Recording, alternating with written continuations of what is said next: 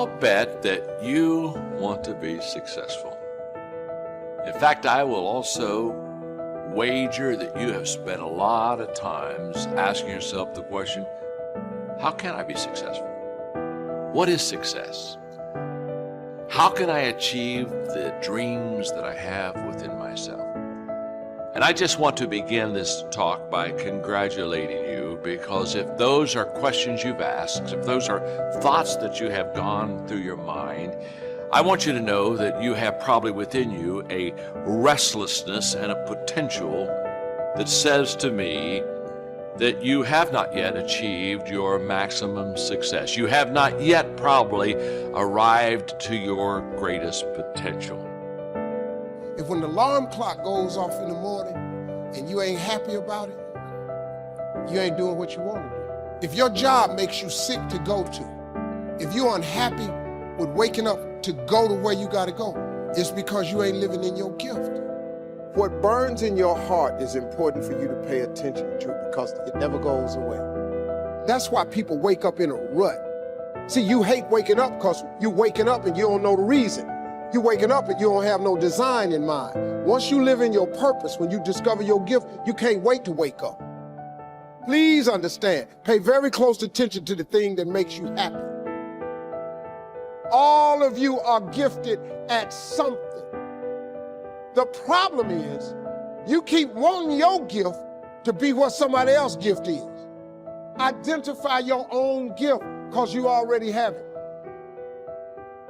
You have something that you brought to the universe, and that if you decide that my life deserves my developing this what I do well, and becoming the best at it, and mastering myself, and seeing what I have within me. You need to be present. You need to live in the present moment. Give your fullest attention, your best effort to each present moment. Giving your full attention and very best action in each moment will lead to each next best moment. It will lead to expansion and growth in your life, which will ultimately lead you to many things you love doing.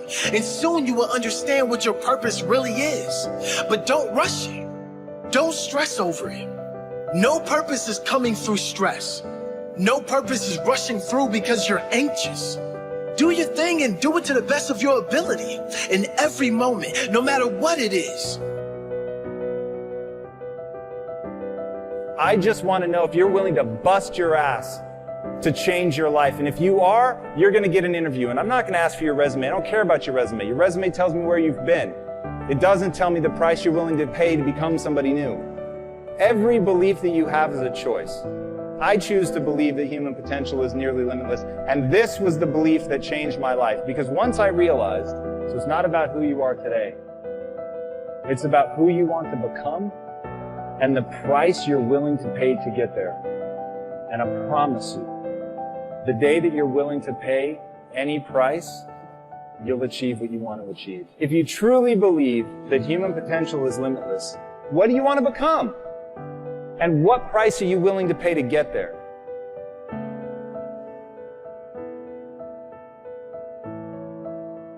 Somebody talks about good health and you're stirred.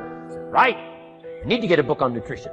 Get the book before the idea passes and before the emotion gets cold. Go for the book. Start the library. Start the process. Fall on the floor. Do some push-ups. Action. Got to take action. Otherwise, the wisdom is wasted. Otherwise, the emotion soon passes. Unless you put it into a disciplined activity. Capture it. Disciplines is called how to capture the emotion and how to capture the wisdom and translate it into equity. Disciplines.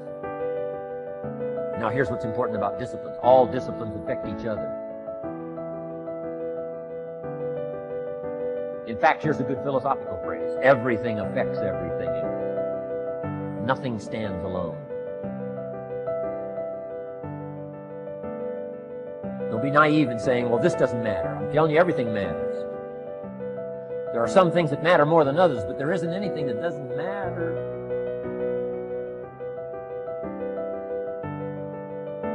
We all pity the man who says, well, this is the only place I let down. Not true. Key to take home. Every letdown affects the rest of your performance. Every letdown affects the rest. This is part of the educational process on personal development. If you don't take the walk around the block, you probably won't do the apple a day. If you don't do the apple a day, you probably won't start building your library. If you don't build your library, you probably won't keep a journal, and you won't take pictures, and then you won't do this, you won't do wise things with your money, won't do wise things with your time, won't do wise things with your possibilities and relationships, and the first thing you know, 6 years of that accumulated, and we say you have messed up.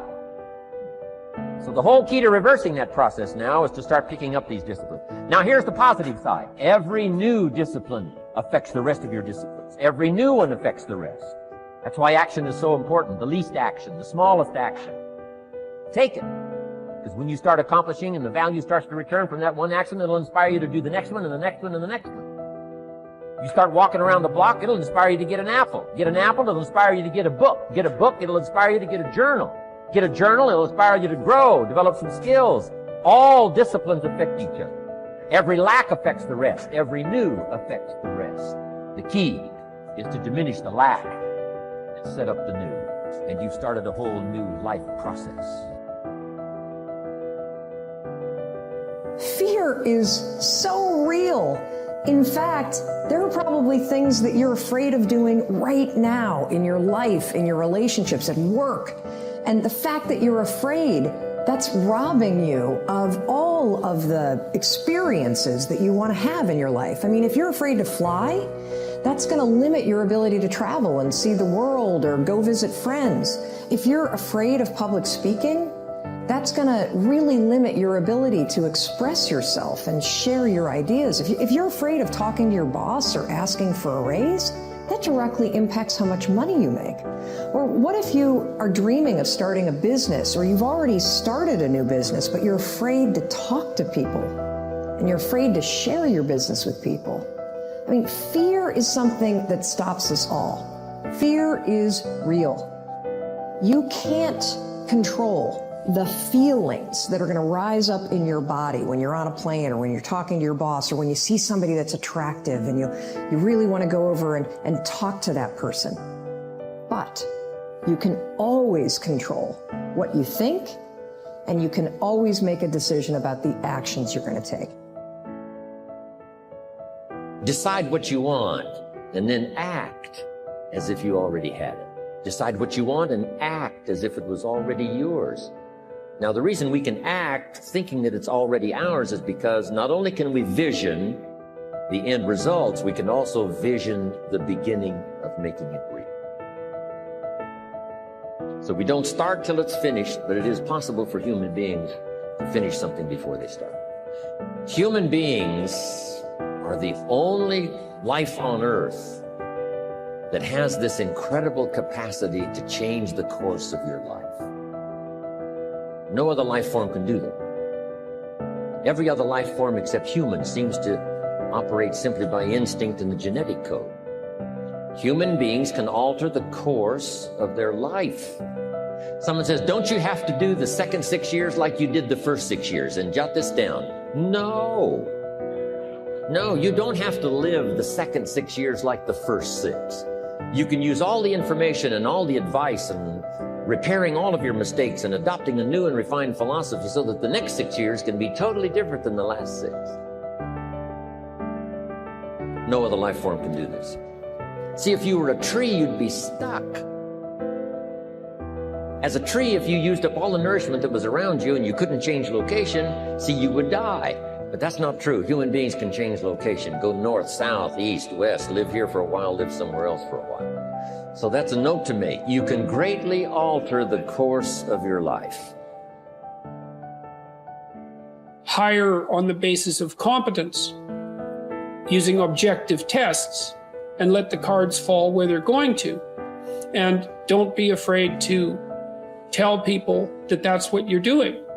Watch your HR department carefully and make sure that they're not pushing diversity, inclusivity, and equity initiatives, that they're not requiring people to take implicit association tests that hypothetically reveal their unconscious bias, that they're not doing seminars on systemic racism and prejudice, and then they're not making the assumption that unequal outcomes, let's say in terms of hiring in the STEM fields or in terms of employment in the STEM fields, which by the way are radically overestimated unless you gerrymander what constitutes the definition of a STEM discipline.